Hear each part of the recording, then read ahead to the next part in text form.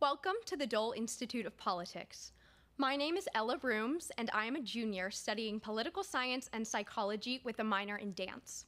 In addition, I am very proud to serve as the events assistant and as a member of our Student Advisory Board, the official student group of the Institute.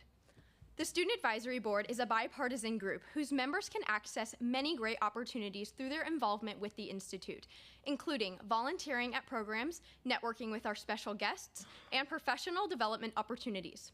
This summer, I had the chance to intern for Congressman LaTurner as a result of the experiences I've had and knowledges I've gained on the Student Advisory Board. If you are a student and would like to join the Student Advisory Board or learn more about the Lacey program, please email us at dolesab@ku.edu or speak with a student worker after the program. In addition to my involvements at the Institute, I conduct political research as a research associate and peer mentor in the Emerging Scholars Undergraduate Research Program, and involved with University Theater and Dance, and am a member of Delta Delta Delta National Women's Fraternity. A video of today's program will be available on our YouTube channel. You can also access videos of past programs by visiting our YouTube channel. A loop hearing system is available to use if you have a T-coil hearing aid. We also have a limited number of listening devices. If you have questions about the loop system, or if at any time during the program you have difficulty hearing, please alert one of our staff members. After the program, we will have some time for audience to ask questions. If you have a question, please raise your hand and a student worker with a microphone will come to you. Please stand if you are able and ask just one brief question. If you are a part of our virtual audience, you may submit your questions at dolequestions@ku.edu. The Dole Institute's mission is to foster civil and respectful discussion around important and often difficult topics. Please phrase your questions with this in mind. Now, before we begin, I'd like to remind you to please turn off your cell phones. Now, please join me in welcoming our moderator for the evening, Katie Bernard.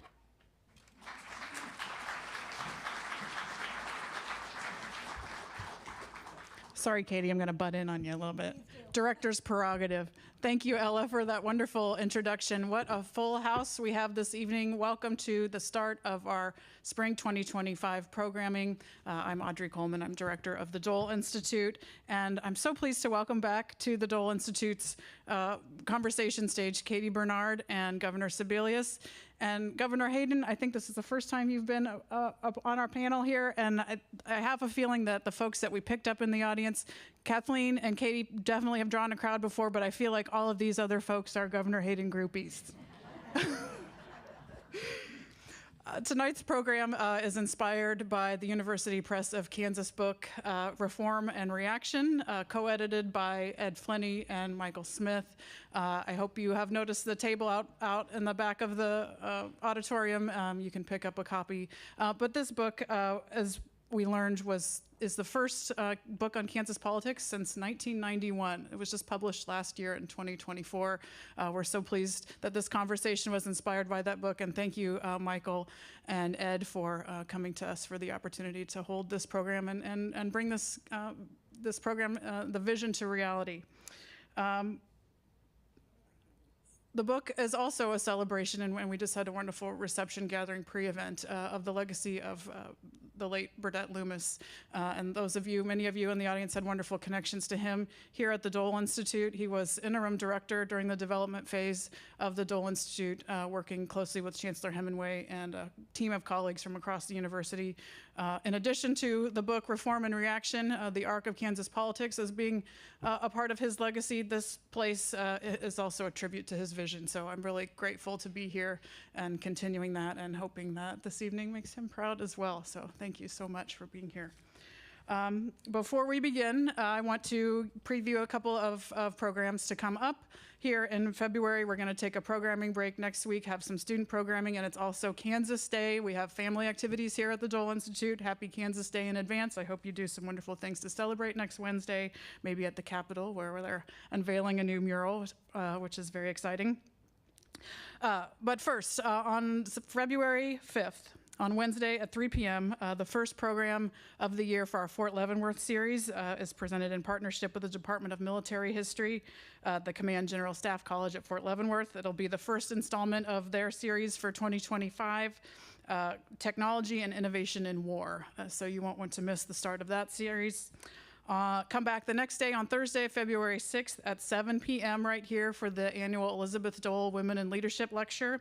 We're going to be honoring author and communicator Sharon McMahon. Any of you who are on Instagram, maybe one of Sharon's million-plus followers. She's also a best-selling author on the New York Times bestseller list. Her book, Small and Mighty, she'll have some inspiring words about political discourse and civics education and how that looks on the internet and what we can do next in this really complicated and volatile world of political communication that we're in right now. So please plan to join us for Sharon's program. I have a note here from our strategic communications coordinator. If you plan to come to that program, look on our website because we are going to ticket for that program. We're expecting a big crowd. The tickets will be available starting January 28th. Those will be free, but you have to register. Lastly, on Wednesday, February 17th at 4 p.m., our Dole Fellow for the spring, Matt Beat, will be hosting a series entitled Exactly How Much Power Does an American President Have? He's going to explore the evolution of the exercise of presidential power since the ratification of the Constitution and discuss presidential relationships over time with each branch of the government, the states, and the citizens themselves. So a timely and interesting conversation. Matt Beat is also a YouTuber. He's an educator, but he has a tremendous following online too. So again, we're experimenting with how to, the world of actual information and fact-based information and how to distribute that with our programming at the beginning of this semester. So without further ado, I will further introduce our guest for the evening. Katie Bernard is a politics and government reporter covering election administration and suburban politics at the Philadelphia Inquirer. Thank you for traveling here, Katie, to be with us. She previously served as State House reporter with the Kansas City Star, where she led the outlet's coverage of the historic August 2022 election. Katie is a KU grad here studying journalism and political science and was also an alumna of the Dole Institute Student Advisory Board. Kathleen Sebelius was governor of Kansas from 2003 to 2009, and after her service as Kansas governor, served as the U.S. Secretary of Health and Human Services for the Obama administration. Prior to her governorship, she was a member of the Democratic Party, still is a member of the Democratic Party, as we all know, chaired the Democratic Governors Association. Sorry, didn't mean to imply anything. There's nothing going on there. That's just me misspeaking. No bombshells. Kathleen is also a member of the Dole Institute Student Advisory Board, Board of Advisors. Thank you. Not the Student Advisory Board, the Dole Institute Board of Advisors. Thank you, Kathleen. You can sneak into the Student Advisory Board meetings if you like. And finally, Mike Hayden served as governor of Kansas from 1987 to 1991. While governor, Mike oversaw the improvement of the state's fiscal condition, efforts to conserve the state's natural resources, launched rural community preservation initiatives, and led efforts to combat drug and alcohol abuse. Before being elected governor, he served as a representative in the Kansas State House from 1972 to 1986, including 2 terms as Speaker of the Kansas House of Representatives. Now I will turn the floor over to Katie Bernard to lead our conversation this morning. Join me in welcoming Katie with our former governors.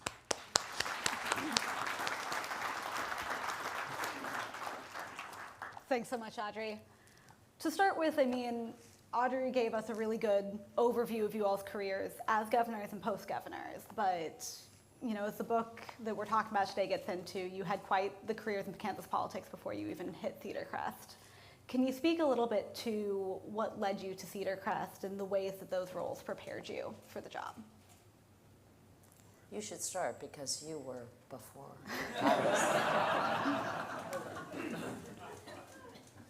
Well, I was a graduate student at Fort Hays State University in 1972, and our current legislator at the time was always voting against natural resources,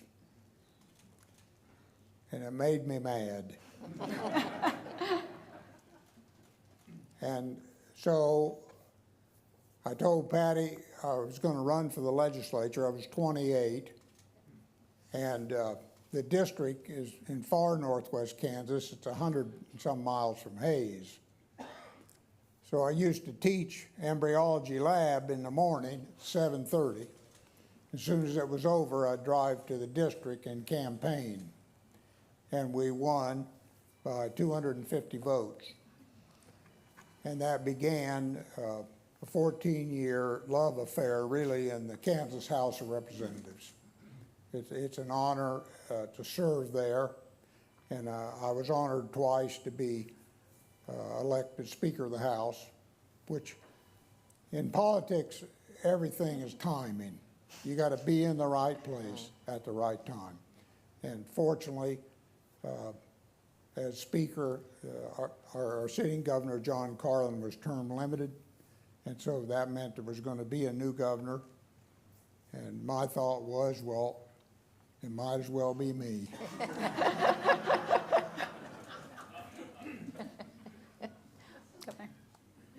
Well, first I wanted to just take a brief aside. I think I spotted Michelle Loomis and Dakota Loomis. Michelle is Bird's beloved wife, and Dakota is our newly elected DA and Bird's son, so I'm glad both of them are here tonight since this program really is dedicated to Bird. And I wasn't even in Kansas when Mike was starting his political career. I married a fellow Western Kansas person, Gary Sebelius, in December of 1974 and came to Kansas in 1975. And grew up in a political family thinking that what people did in the fall was go door to door and put up yard signs. My dad never told me it was a voluntary activity. It was kind of mandatory in our family. And when I came to Kansas, I tried to find my people, some Democrats. And they were so incredibly surprised that there was a Democrat named Sebelius that I was quickly invited in.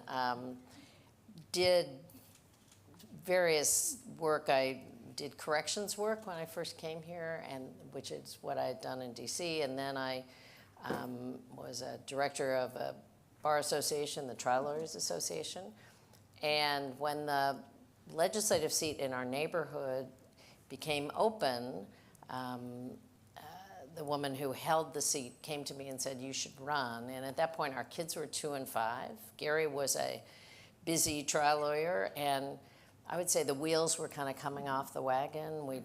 Neither of us had enough time at home. I was feeling kind of guilty. So I didn't run for the legislature to be governor. I ran for the legislature to go home.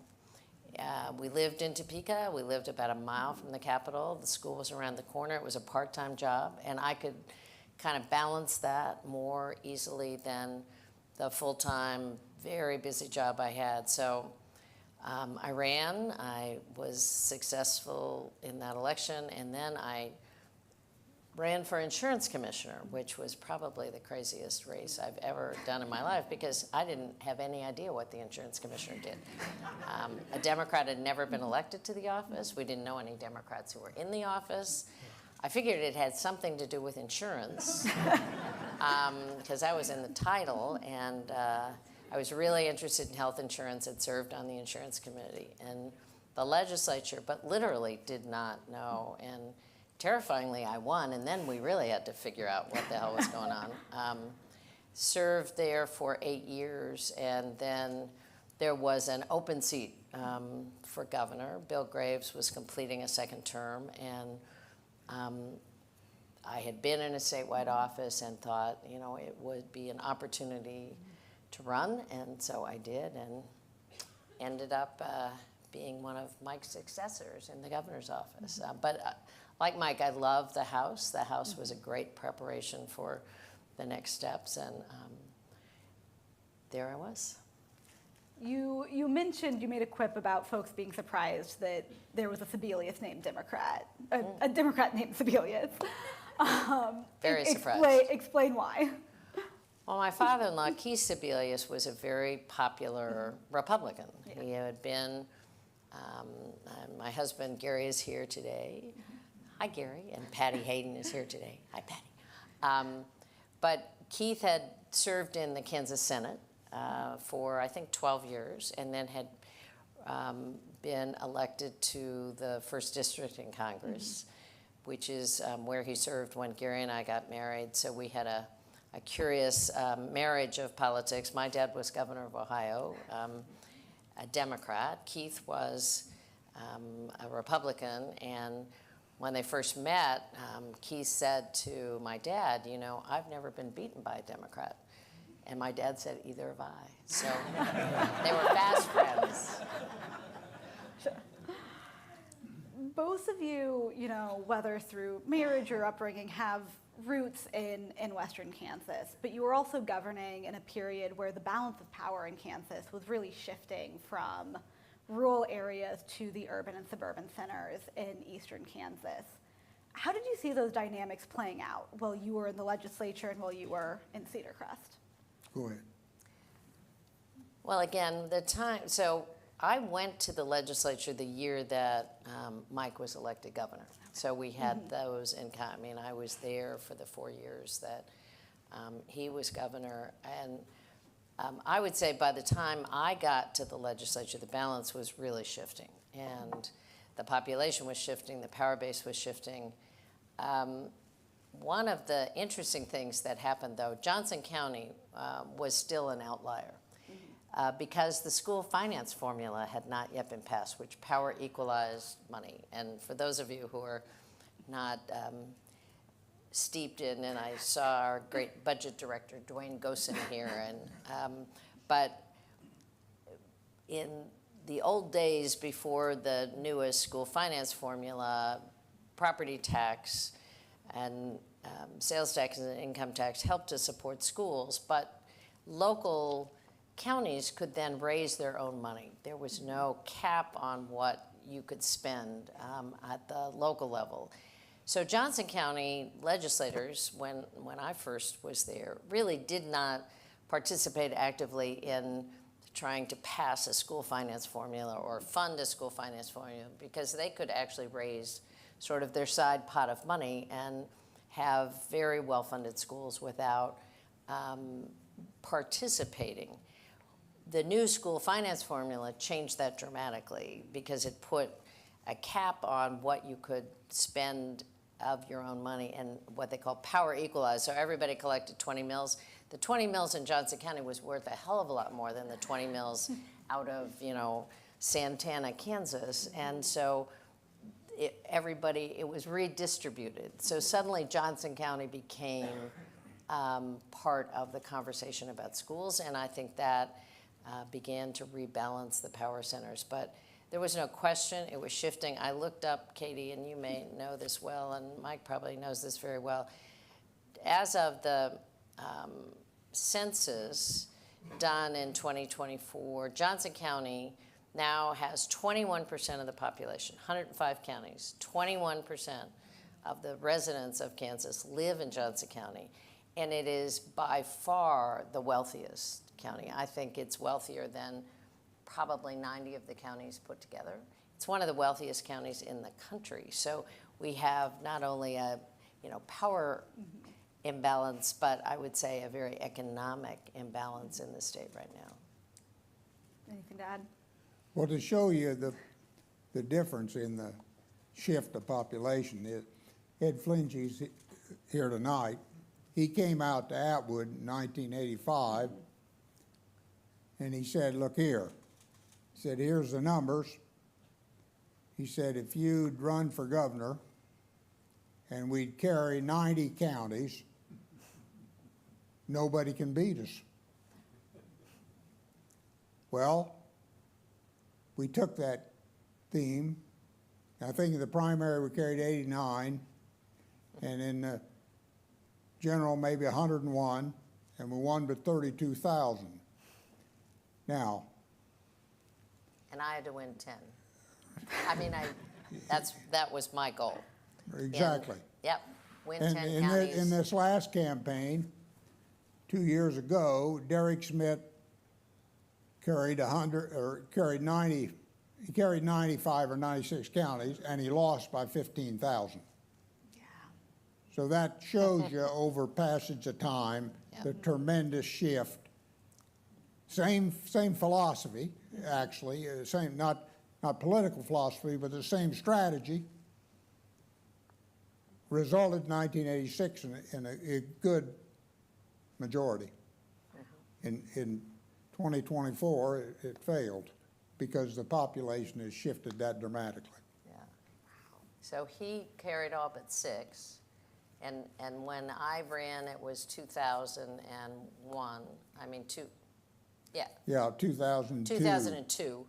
And then you had to, I mean, the goal was 10 counties. By that point, the majority, if you could win those, you wanted to win all 105, don't get me wrong, but winning 10 counties could deliver the majority. So it moved from not, that far, and now it's 6. Right, exactly. Who have that majority of the vote, yeah. Did you feel like that shift changed the conversations in the building of what issues took priority and the way you had to negotiate to get, your legislative goals accomplished? Well, there's always been a split between rural and urban in Kansas, going clear back before statehood, really. And there's always been this divide between eastern Kansas and western Kansas. And that's existed. And sometimes it gets more aggravated than others. Certain of the issues, for example, the severance tax, when it was a major issue in the 1980s, deeply divided the state. It is an entirely different lifestyle if you live in Elkhart or if you live in Overland Park. They're two different worlds, yet they're still in the same state. We still have the same senators, United States senators. We still have the same set of laws, state laws that govern us, yet the two lifestyles are not aligned at all with each other. And I think as time passes, we'll become more urbanized. The urban areas will continue to grow. And being from a small rural county, I hate to say it, but in my lifetime, I've watched the population decline year after year after year. And that's a very difficult situation if you live in a small town or if you live in the country as compared to the issues you deal with in Lawrence or, Olathe. So I know there are a number of folks who I served in the legislature with and here tonight. And, each of us, I think, brought our own perspective. But in addition to the rural-urban divide, is this, dominance of Republicans in the legislature. Only 3 times in the history since statehood have Democrats had a majority in the House of Representatives. Once, I think, in 1912, I wasn't here. I wasn't here. Once was when John Carlin was Speaker in the late 70s, and then once when I was in the House in 1990. And those were the only 3 times. So part of the mindset is not about just rural urban. And we had at one point Democrats who came out of more rural Kansas, western Kansas. That's pretty much gone. Yeah. There is virtually no legislator with a D after his or her name who comes west of Highway 81. I mean, that's been changing as the population has changed. But part of the mindset of, I think, Democrats in leadership was always not just rural urban, but how do you put together a majority? I never had a majority in my party for governing as a governor. And so you really had to look for common ground and common themes. And there's some pretty odd bedfellows, pretty odd issues where some people would come to the table, but you always had to be on the outlook for Republicans who would come and be part of the conversation. And there were, in my experience, they were always around particularly school issues, a lot of children and family issues. There were more moderate Republicans who would often be part of that coalition, keep the government going, make budgets work, pass school finance formulas. And I think that's also changing in Kansas, but And that's, I mean, you, Governor Sebelius, notably included Republicans in your administration, including Governor Hayden in your cabinet and former Governor Mark Parkinson. What was the thought process behind, bringing Republicans, not only into the fold as a coalition, but within the executive branch? Well, first of all, with Governor Hayden, I was so delighted. He had been in the position with Governor Graves, and I asked if there's any chance he would consider staying, because by that point, I will confess, and I'll make a public apology. I was such a punk when I was a legislator and you were governor. Let me just start there.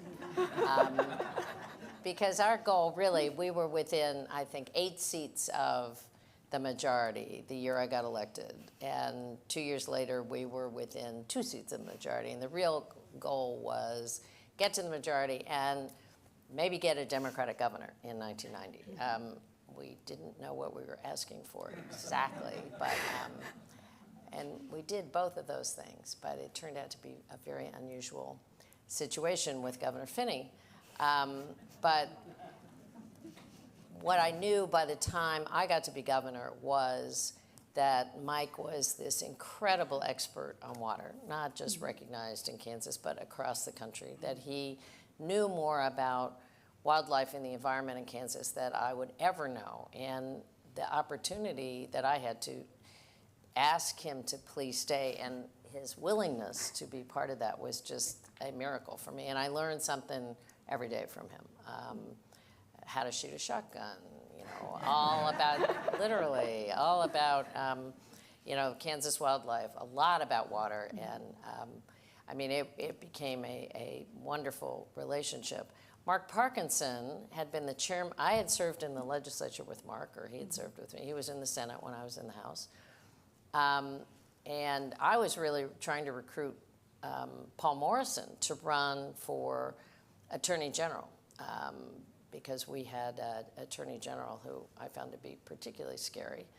And I thought Paul had the profile coming out of Johnson County, sheriff. I'd done some work with him as insurance commissioner. I thought, now he seems like if we could convince him to be a Democrat.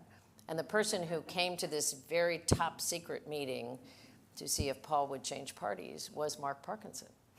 And I finally said to him, because there were only 4 of us in the room, and I said, what are you doing here? Because I also knew Mark, and he was the former chair of the Johnson County Republican Party, and I couldn't figure out. He said, I'm very close friends with Paul, and if he's in, I'm in. I was like, really? Well, that's interesting. So we ended up with a twofer, where Paul ended up changing parties and running for Attorney General and beating Phil Klein, and Mark ended up willing to be the lieutenant governor candidate. And it just was, they both were smart, talented guys. They both had been elected. They also spoke to, I think, Kansans to say this is not about being a Republican or being a Democrat. It's about, a shared vision of where the state is going and what we believe in. And these folks are part of that value system. And that's a pretty powerful message to be able to send. You mentioned Governor Hayden's, passion for wildlife issues and his, great knowledge on the issue. As governor, one of your key accomplishments was getting the water plan funded. What was, the work it took to get to that, given the tension that exists around water issues in Kansas? Well, we had Governor Carlin had established a water office, but there was never any funding for it. Mm-hmm. So we had it in name only. Mm-hmm. And the whole time, of course, the aquifers being depleted, the whole time the reservoirs are filling with silt, the whole time the streams in western Kansas are drying up, and there's no money. So I said, the whore of whores, we're going to increase taxes, and we're going to raise money for the water plan. And so we put together a plan to do that. Some of the folks in agriculture supported us, some of them didn't. Sand and gravel people probably still mad at me today. But we put together a coalition of revenue streams that would fund the water plan. Well, we got it through the House, and we got over to the Senate. And the Senate was deeply divided. And we got down to the last night of the session. Well, in the Senate, it takes 21 votes. And they called the roll, and it was 20 to 19. Well, Senator Bogina had had heart surgery, and he was in the KU Med Center. So I got him on the phone, and I said, Gus, do you think you can stand a ride to Topeka? We got to have your vote. And this is like 11 o'clock at night. He said, well, yes, I will. So they took him on a gurney, put him in with the highway patrol, drove 90 miles an hour, which scared him more than his heart attack. He came in on the Senate floor and voted aye on the last night. And that was the first funding we got for the state water plan. And of course, Governor Kelly has been a strong advocate. He lived. Yes, he did live. Not only that, he still lives. He did. And Governor Kelly's a strong advocate of the water plan, and it continues to grow. The real truth is that the problems continue to be exacerbated. Mm-hmm. We're in a lot worse shape than we've ever been when it comes to natural resources, particularly water. And, but at least we got it started. Joe Harkins worked for both Kathleen and I. As director of the Kansas Water Office, he gave us the leadership we needed to pull it all together. And so today, we at least have a framework, and we at least have some dollars to put into it. I don't know that we'll get it reversed because the forces are mighty great. But we tried to do the right thing, and I'm very proud of it, that we were able to get it going, to prime the pump, and it continues to grow to this day. If you hadn't gotten that last vote at 11 p.m., do you think it would have happened, or would have been another several years before that funding would have come through? Well, it wouldn't have been any easier, that's for sure. You know, one thing about in politics, Satchel Paige, I think, said it, you never look back. Yeah. You know, just keep looking ahead and you win some and you lose some, but don't look back. Fair. After leaving office, both of you were part of a coalition during the Brownback years that advocated to retain Supreme Court justices that were on the ballot. What drove you to, step into the political arena to advocate on behalf of these judges during those retention races? Well, I think one of the great things since, Kansas changed the way judges were selected, the merit selection system after the so-called triple play that outraged Kansas voters, is that we have had Republican and Democratic governors supporting the notion that there's a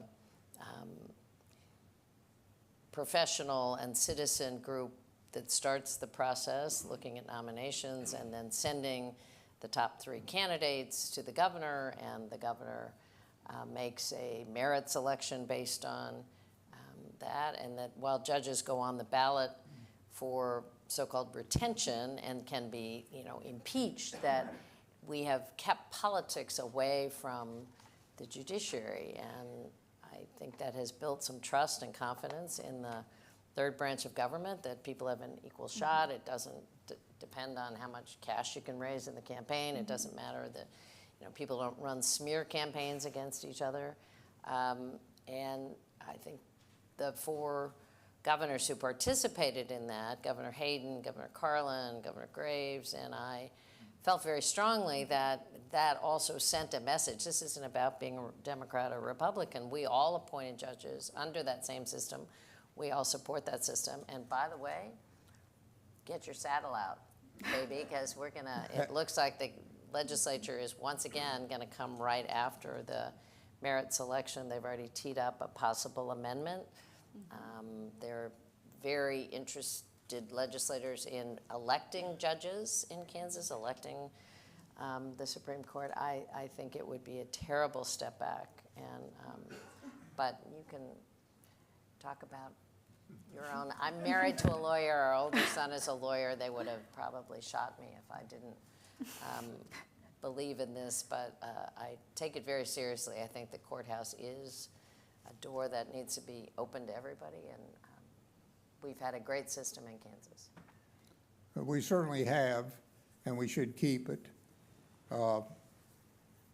There needs to be and maintain a fundamental division between the three branches of government.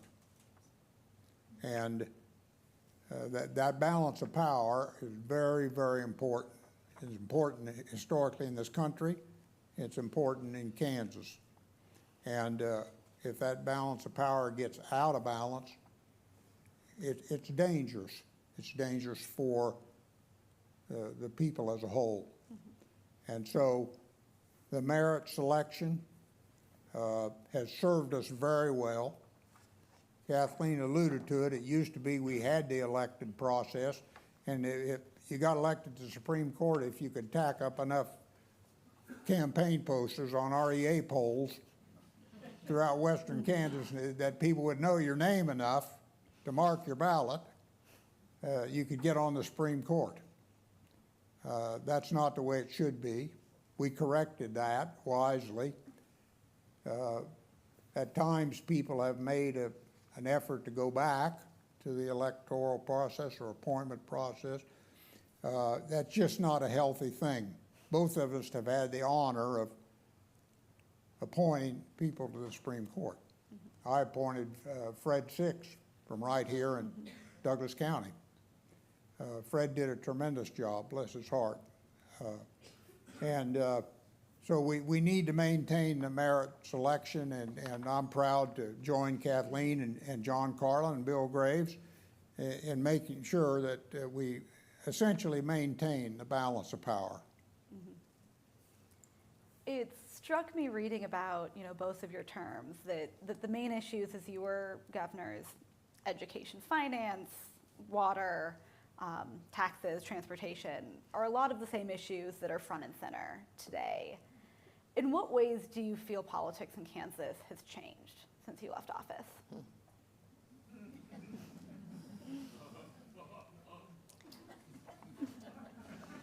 Well,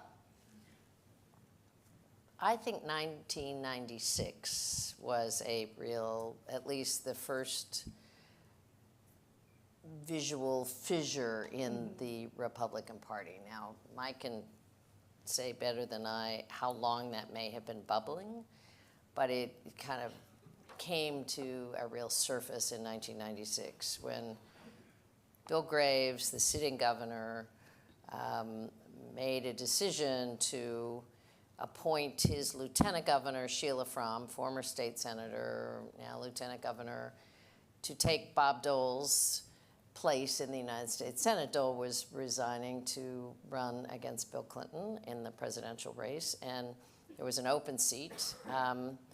Nancy Kassebaum was running in the other seat, and so Governor Graves appointed Sheila Fromm, and the following day, first-term Congressman Sam Brownback, who had served a term as the representative from the 2nd District, former Ag Secretary to Governor Hayden, former Ag Secretary to Bill Graves. I think he served as Agriculture Secretary all the way to 1994, right, when he ran for Congress. Yes. He made declared that he would run in the primary. And it was really the first time, and I remember you know, in the, by then I was insurance commissioner, but watching the legislature, and in the legislature, in the Republican majority in the legislature, people began to declare some for Senator Frum and some, Phil Klein, who ultimately was elected Attorney General, was one of the first to endorse Sam Brownback. I mean, so you saw this split in the Republican Party. David Miller, who had been a legislator, declared himself 2 years later he resigned as chairman of the Republican Party and ran against Bill Graves in the primary. So there was this enormous battle inside the Republican Party. Now, Democrats were still trying to count heads. I mean, we took everybody, you know, you wanna be with us? We like you.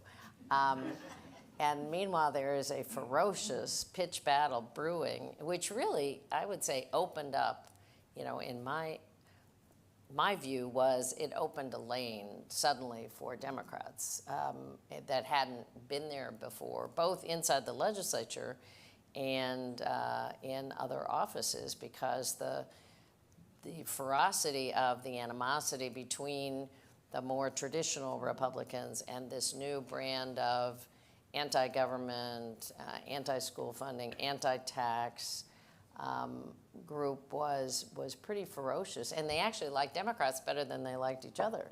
So there was an opportunity to put together some coalitions around that. But that, I think, has just accelerated, and the party has moved pretty dramatically.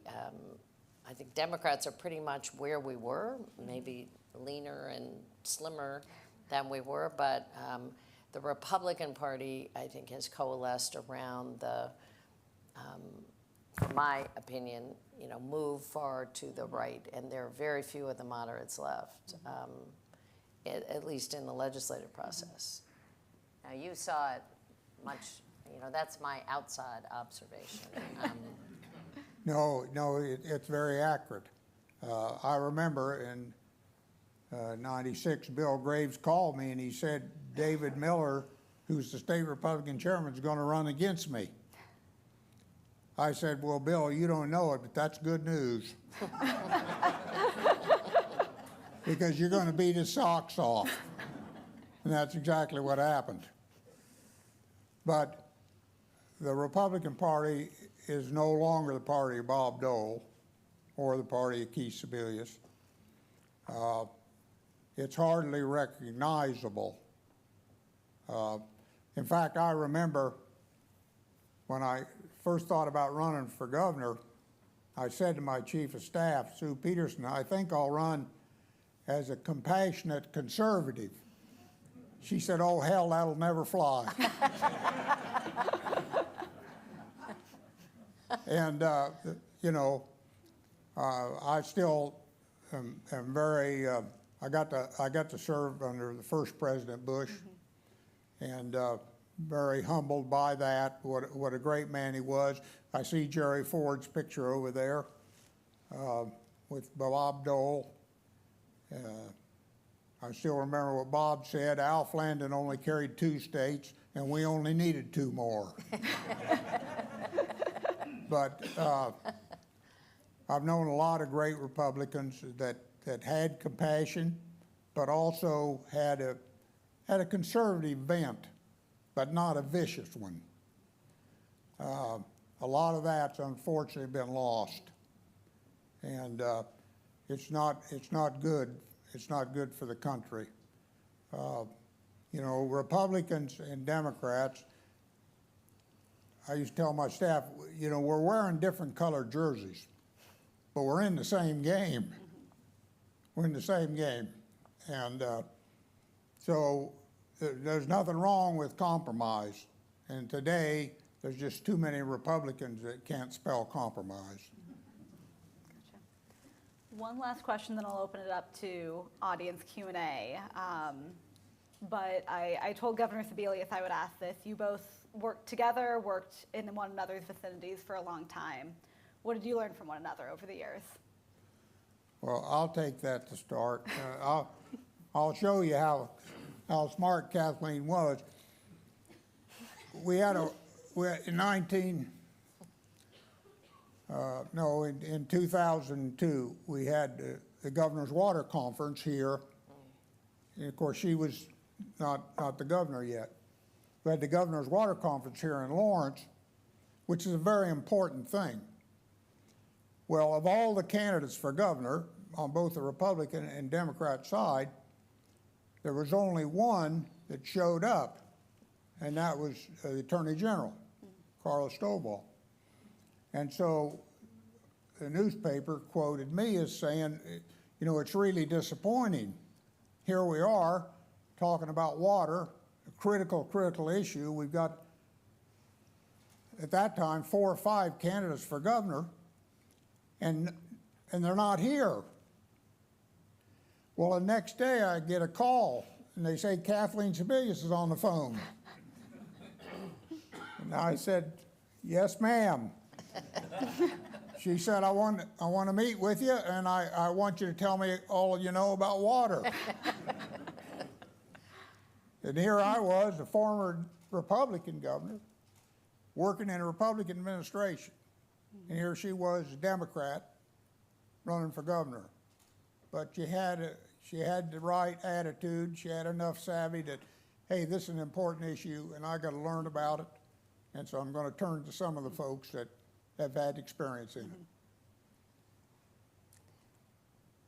So I've said before, I learned so much from Mike about the environment, which I knew very little about water, which I knew nothing about, and watched him. You know, we put together actually a water cabinet where we pulled all the agencies that had anything to do with water and asked Mike to lead it, and had kind of a very unusual structure, which was a shared budget. We asked him to put all their resources together and figure out how we manage these resources in a way that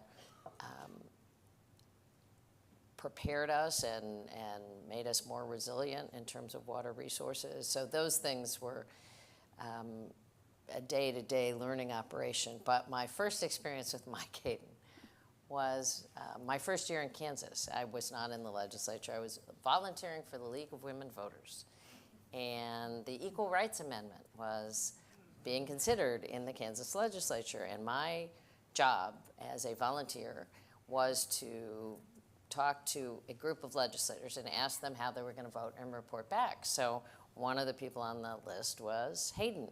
So I went to Mike Hayden, who was in the House, and I said, so, you know, introduced myself, here I am. How do you plan to vote on the Equal Rights Amendment? And he said, oh, I'm a yes. I said, fine. And I reported back to, you know, headquarters of the League of Women Voters, and they said, no, we have them down as a no. So you have to go back again. So the second time I went, I was like, excuse me. I know we talked about this at one point, but maybe you didn't hear me. It's like a yes or a no. I'm, you know, working in the Equal Rights Amendment. I'm a yes. No, I got to tell you, we have them as a no. You got to go back. So the third time, I'm like, God bless America. So I went back, and I think by this point, understandably, Representative Hayden was a little annoyed, and I think he thought there was some fundamental flaw that I had that, you know, and he's talking very slowly, and he finally gets this little grin on his face, and he said, you do understand that there are 2 Haydens in the legislature, right? There was a Leroy Hayden out of Santana who was a definite no on the Equal Rights Amendment. And I managed to talk to Mike Hayden, and he always forgave me for that, but I've always been grateful, so thank you. And he was a yes. I think at this point we'll open it up to audience Q&A. I am forgetting the exact procedure, so if someone can help remind me. Okay, sounds good.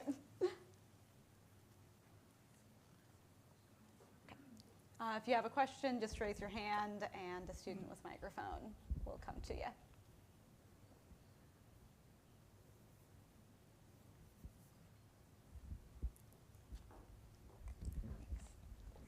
Hi, Governors. Stephanie Sharp.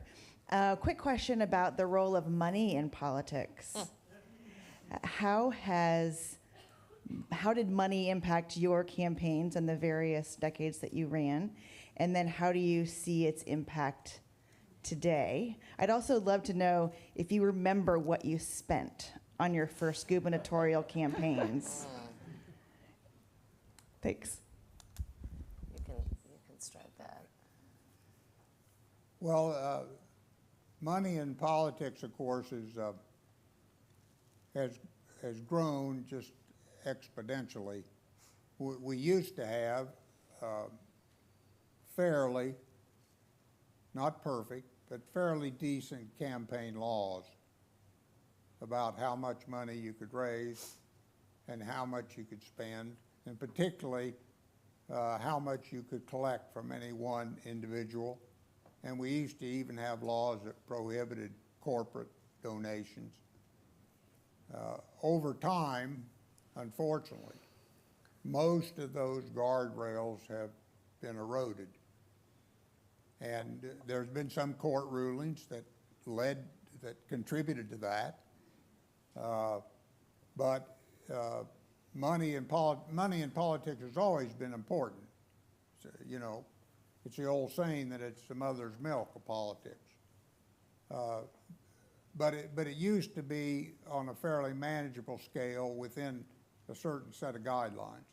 Today, unfortunately, most of those guidelines are gone, and campaigns are a lot more expensive. But obviously, when you get into corporate support, corporate sponsorship, and you can look at the federal level today when you got billionaires who $1 billion to them, it's like 100 to the average person. You can see that the influence of money has gotten way out of hand, and the legislature has not reined it in. And the courts actually, I mean, there are certain freedoms guaranteed by the Constitution.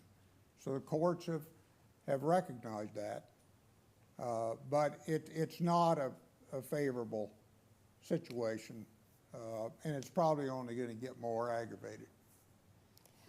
So Stephanie, you asked about, I agree with everything Mike said about the influence, and it has only grown, and it will, unfortunately, it looks like it's going to continue to grow unless we get some new Supreme Court ruling on money in politics. But I remember, I think, I ran for the legislature 4 times, and I think I spent somewhere in the neighborhood of $50,000 for those 4 races, probably less as the races went on because I didn't buy as many signs. My wonderful longtime campaign manager, good friend, is here in the audience, Joyce Allegrucci. So that was 1986 to 94, and 94 ran statewide, and I think that race was about to go from $50,000 to $500,000 seemed like an incredible leap. But I think we raised and spent about $500,000. And then in 2002, the governor's race, I don't know, a couple $1 million, but I may be wrong about that. But each time was a huge leap, and it all seemed pretty impossible. But now that wouldn't buy you, you know, you couldn't walk around the corner for that. I don't know what people are spending, but it's way, way more than that. And then money is coming from all sorts of groups and entities, and it's almost impossible to tell how much money is being spent on any race at any time because you can't really track it. If I remember correctly as a reporter, the 2022 governor's race was the most that had ever been spent in the statewide race. Do you remember what it was? I don't know the numbers off the top of my head, so I don't want to quote something wrong. It's a whole lot more than 5 or 6 million, which is Yes. where I was. Very much so. I think I saw a hand in the back. Hi, good evening. My name is Alvaro Escobedo, and I owe a lot to this program of the Youth Civic Leadership Institute of Politics, having gone here and graduated at Fort Hays State University, so roll Tigers. And my question is, given that there is no age limit, why an age minimum? To what? There is no age limit? Why? You mean a minimum to run for office? Yes.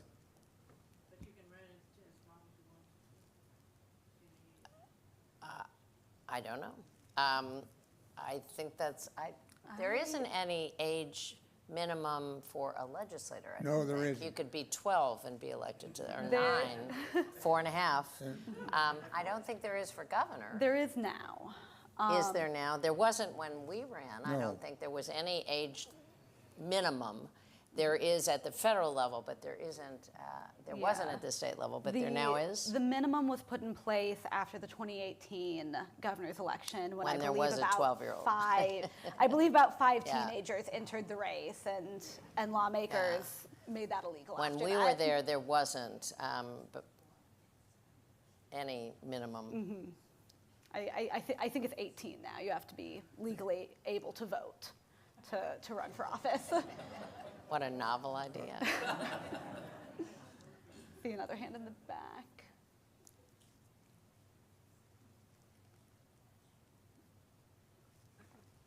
Got it. Can I hold it? You have to hold. Deb Miller. And for the two governors, you will not be surprised to know I'm sitting by Jim and we were arguing about who gets to ask the first question. And I'm And I'm glad protesting to the see fact it's that you. I don't get to hold the microphone myself.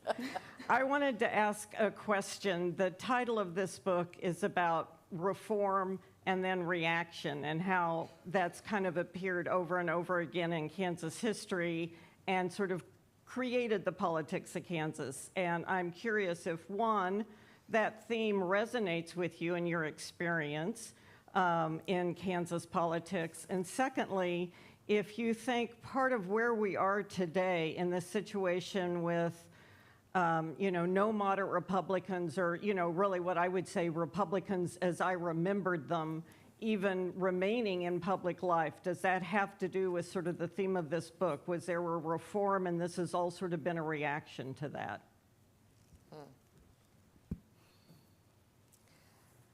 I don't know about we both probably have unique perspectives on this, but I did have a chance to read the book, and the book is excellent. I would urge folks to definitely stop and buy a copy, because it really is a great snapshot of this amazing state and the politics of since 1960. But in thinking about the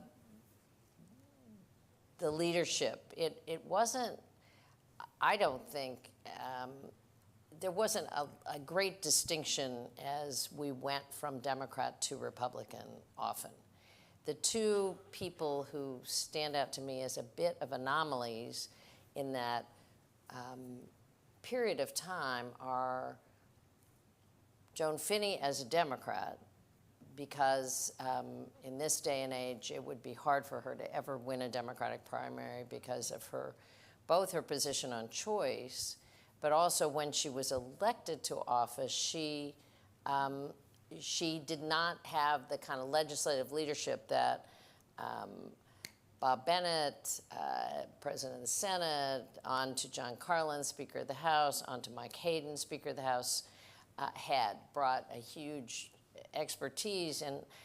And Governor Finney's big issue was she really had very little regard for the legislature, and she wanted to turn the power back to the people. She wanted initiative and referendum to be the governing force in Kansas, and that really was a sort of dramatic shift. And Sam Brownback, in his own right, was a dramatic shift of the kind of Republican leaders.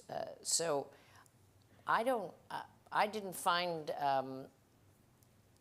the reforms to be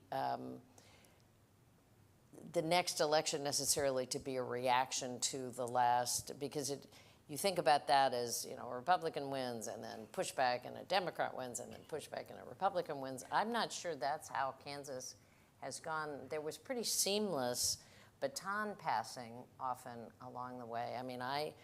I succeeded Bill Graves, and there was could not have been a more seamless transition in terms of helping me to get situated, taking some cuts in his last budget so I didn't have to do it as a brand new governor, making sure that things were in good shape. I hope you had the same experience with Governor Carlin to your administration. So I find that there are a couple of kind of anomalies for the party, but the kind of middle of the road, common sense, put together coalition compromise was part of both parties' themes along the way. But maybe you have a different perspective. Well, I think there is something to the theme in this sense.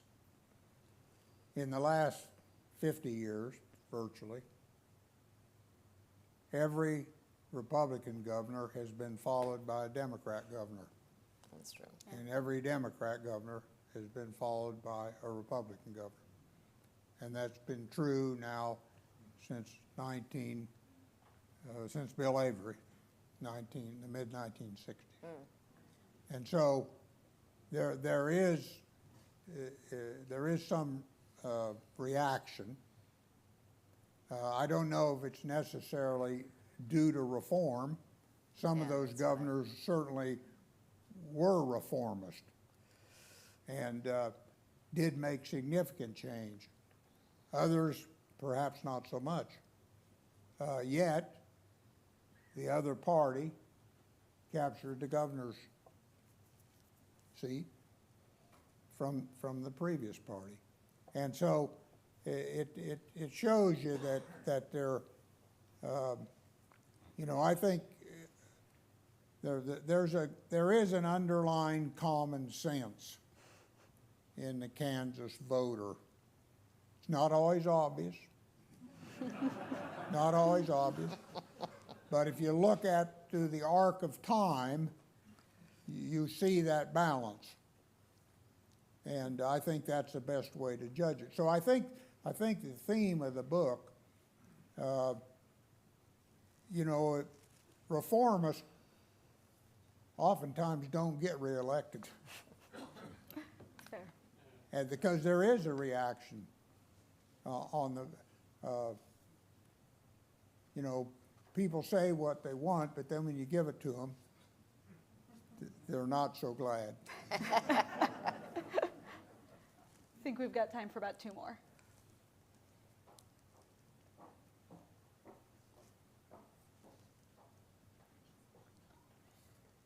Good evening, Charlie Crabtree. The rift that you've been talking about in the Republican Party appears to me to still be alive and growing. My question is, how far do you think this rift can go? How much damage do you think it will do?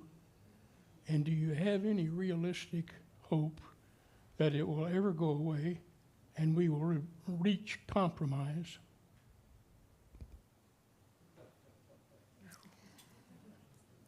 I'm going to let Mike take most of this. But I will say it sort of follows the William Allen White that, when something happens in America, it happens first in Kansas. And 1996 was prescient for the rest of the country. I mean, you're watching the party rift that began to cleave the Republican Party in Kansas happen all over the country, where there's a larger and larger divide. And because of redistricting and gerrymandering and a variety of things, it's now, I think, unfortunate that a lot of more moderate, it certainly is true in Kansas, and I think it's true elsewhere, more moderate Republican candidates have a very difficult time making it through a primary. That also has been the case in congressional seats across the country. So you're seeing Congress become almost locked into, these rigid fights because you end up with really polar opposites. But I don't know what you think about Kansas and where you see this going. Well, you can always become a Democrat. Let me just make that clear. That's still an open invitation. No, gerrymandering has had a huge impact. Just think about it. We're sitting here in the 1st district. The first district of Kansas. Out in Atwood, where I grew up, Norton, where Gary grew up, is in the first district. And the courts have pretty well stayed out of it in saying that, well, the Constitution says it shall be the job of the legislature to reapportion. And so, and of course, Kansas is not near as extreme as a number of the southern states in reapportionment. So I think the situation will become more aggravated before it rights itself. But I think ultimately the pendulum will swing back. That's kind of the gist of the book, is the arc of politics. It swings back and forth. Right now we're at one extreme, but with the passage of time, in all likelihood, it'll swing back. I used to tell my father-in-law that when he retired from Congress, that I intended to run for the first district, because I could go, you don't have to live in the district in order to run for you just have to live in the state. And I could go on the ballot as Mrs. Keith Sebelius, because Gary's name is Keith Gary Sebelius. And he would look at me and smile and then say, "You won't do that, will you?" And I But little did I know that fast forward, I'd live in the first district, so I didn't even have to make it up. Do you anticipate Democrats taking the Kansas House for a fourth time anytime soon? We're a long way from a supermajority is been locked in now for at least the next 2 years, and redistricting had a lot to do with that. Sure did. The legislature redrew lines this time and locked in some districts that will be hard to change for a while, but I think there's always, a new day. And as a Kansas Democrat, I have to wake up every morning and be optimistic. So, but it's a long climb to the majority. One of the great lessons that Kathleen and I both learned is that we both served in the minority and in the majority. And I remember there was an old fellow, Irving Niles, from down Osage County, and they asked, he'd been there long enough that he'd served on both sides. And they asked him one time about being in the minority and the majority, and he said, well, I've sat on the north side, and I've sat on the south side, and it's a lot sunnier on the south side. One last question. True this is. I just wanted to know hi, my name is Will, and I just wanted to know what was your what are you not gonna miss most about not being governor no more? So like after you're done with your governor and Governor Hayden, what do you not miss most about being governor? I couldn't hear the question. What do you not miss most about, was the question? What part of being governor were you happy to leave behind? Fundraising.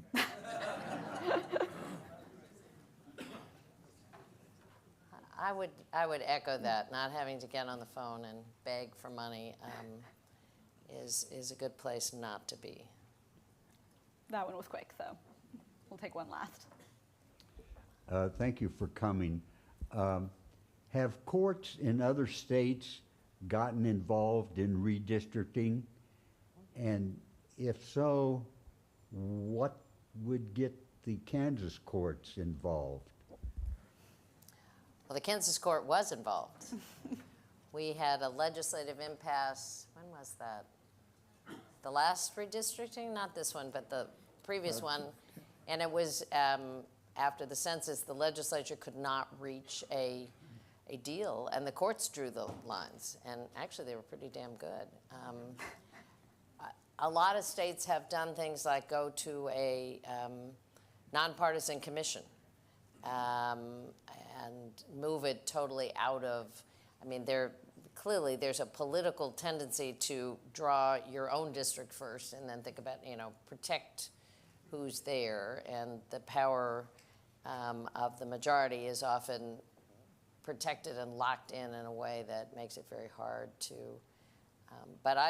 Kansas courts have been involved. They decided this time when the map was challenged that it, on a split decision, that it met constitutional muster.